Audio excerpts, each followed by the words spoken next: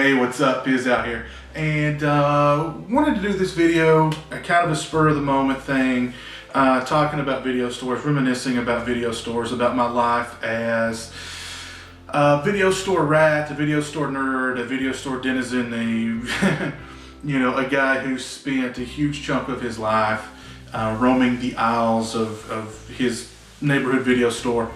And what spurred me on to go to my hometown Blockbuster video was people like Absolute Sublime One and the Crazy Jason were reporting on Blockbuster selling Blu-rays and DVDs at in outrageous prices. Basically, it sounded like they're just gutting themselves. They're trying to get rid of their inventory. I mean, we all know Blockbuster is the last gasp of the whole video store that the video store that I grew up in, that people of my generation, movie fans, grew up in.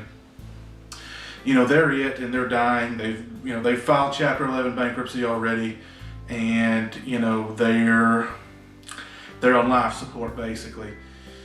But I decided I would, hop in the car and drive down to my hometown Blockbuster and see if they had any good Blu-ray DVD deals there. And when I got, this is how long it's been since I had been to my local Blockbuster. I'm pulling into it. I'm noticing there's no cars out in the lot, and that wasn't when I did go there on an infrequent basis, but a more regular basis than now. There'd be at least one car in the lot, and that was usually the kid who was, working behind the counter. No cars in the lot. I get closer, I notice there's writing on the windows, and we've moved, Blockbuster, we've moved to here, down the highway in this shopping center. So turn around, go get back on the highway, go down to the shopping center, find where the new Big Lots location, walk inside, and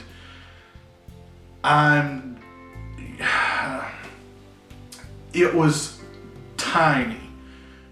The new location was so tiny. The original Blockbuster location was pretty big. I mean, pretty big. You could fit 8 to 10 of where the Blockbuster moved now, the new location, into the old location. That's how tiny it was. It was tiny. And one guy in there working behind the counter, flipping through a magazine. I walk in, he's like, ugh, and I'm just standing there, I'm just standing there, literally just looking. I mean, there's like 5 aisles, and all the way around the hall, the wall are like the new releases, and that is it.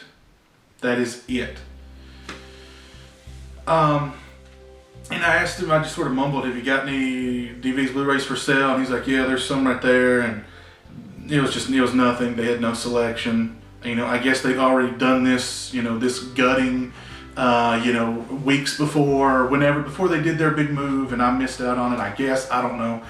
But, it was, it was pretty shocking because it was so tiny. I mean, there was no room in there for, like I said, literally 5 aisles in the middle with new releases around the wall, and probably about the size of college cafe, a campus cafe, maybe about that size. I mean, really, really small. I was shocked. I was in there for maybe 3 minutes. I turned around and walked out, got back in the car and drove home, and it got me thinking about, the whole video store revolution. And it's something that it's been dead for a long time. I think, Netflix, Redbox, those things have absolutely destroyed the video store. The classic mom and pop video store that I spent most of my time in, they've been dead for years and years. And now, the only chain video store left is Big Lots, and they're pretty much dead. So it just got me thinking about, all the time I spent in my video stores, and all my video stores going back from the beginning when I was a little kid, and I went to the video store with my mother, and for some reason, just being guided as if by radar to the horror section. Something about those boxes, you know, I remember seeing the Evil Dead box, the Evil Dead 2 box. I remember seeing like, you know, Friday, or Nightmare on Elm Street 2, and like Friday the 13th Part 5, those old faded, you know, just damaged video boxes, and that's, you know, that wrapper, you know, the factory the sealed, you know, with the cardboard inside the box, and just all those awesome movies. And, you know, renting those movies, I remember I had to take the video box. If I wanted to rent something, I had to take the video box to my mother, and she'd have to peruse, you know, to flip it over and peruse what the story was. And, you know, if it looked too ghastly, you know, I couldn't rent it. So, stuff like, I remember renting like, I remember renting from this particular video store, which was called Classic Rentals.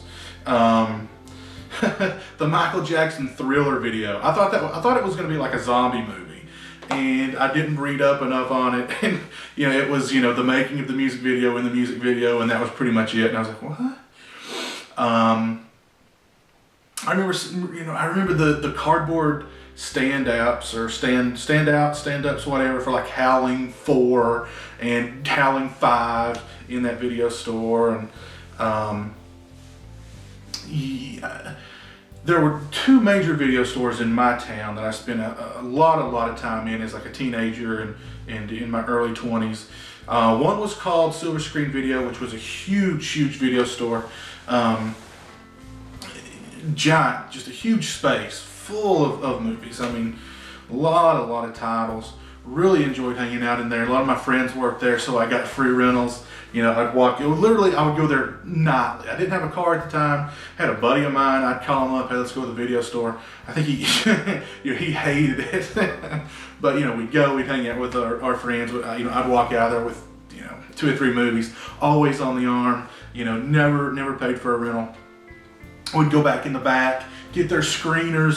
This is where I first saw the American Psycho. They had the American Psycho screener back there. I took it home, watched it on VHS, of course, loved it.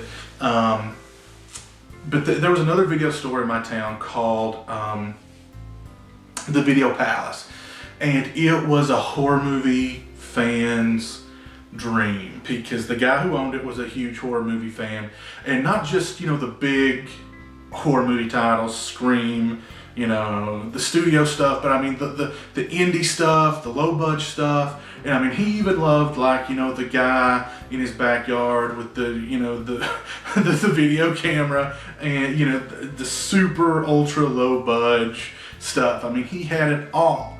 He had just, his horror section was, you know, just prodigious. You know, I would go there and just go crazy. He had a special where you could rent 3 old movies for 3 nights for $3. I would rent 3 movies, keep them one night, watch them all, and take them back and rent 3 more. And that's really where I saw, you know, the good, bad, and the god awful of, you know, 80s slasher cinema, because he loved 80s slashers too, and he had quite a collection. You know, so some buddies and I would, you know, we'd hang out on the weekends, and we'd go to, you know, Video Palace, and we'd get, you know, if it looked like a slasher movie, we'd rent it, we'd take it home, and, you know, if it sucked, we'd give it the old fast forward treatment until, you know, a chick got naked or somebody got hacked up or something. Then we'd play it, and okay, dialogue, this is boring, fast forward. And you just discover so many awesome movies there from that video store. And they went out, you know, they went out of business. All the video stores in this area, pretty much, the Ma and Pa. I think there's one left, one Ma and Pa, but it's more of like a beauty. It was a huge video store that now is a very, very tiny video store and a fairly big, more or less, beauty and tan salon kind of place. So not a lot to rent there, but, you know, if you want to tan, if you want to you know, get your nails done or whatever, you can, you know, you can go there. And you can tell I'm a big tanning bed enthusiast. But yeah, Netflix, I am a Netflix member, but I've got movies from Netflix. Of course, they went up. They raised their prices just the other day. Actually, I got an email about it. And I've got 3 movies out from them that I've had for months, even way back before I moved. And it's at the point now where I don't know if I could even find all 3 of them if I wanted to send them back in and like terminate my account. So the streaming function is kind of cool. I've watched a few movies streaming on there, but I just, I don't know. I miss my video store. I miss my old Ma and Pa video store. But that's a thing of the past. Video stores in general are going to be, 5 years from now, they'll all be gone. But 2 years from now, they'll all probably be gone, and we'll all be, getting our movies out of vending machines. Basically, we can get our pop out of the vending machine. Right next to it, get a candy bar, and then right next to it, rent, Netflix or a Redbox, and you're not set. Or just wait in the house and have them delivered straight to you, because why leave your house if you don't have to? Have them delivered right to your door, or just sit at the computer and watch them, or if you've got the hookup through a gaming console and can watch it on your TV. But anyway, I've rambled on too much, just opining about, reminiscing about my life as a video store kid. So anyway, if you miss video stores and you were a video store nerd who spent way too much time in video stores, growing up or as a teenager or whatever, let me know. Mention that in the comments. But I kind of, I feel kind of bad for the next generation and the generation after, because, the video store, man, the video store. And that might be how the generation, before mine felt about, the drive-in. And now, the drive-in's a thing of, the deep past. So it's gone the way of the gun. Video stores have gone the way of the gun. So yeah, that's it. And anyway, until you guys take it easy, until next time you guys take it easy, peace.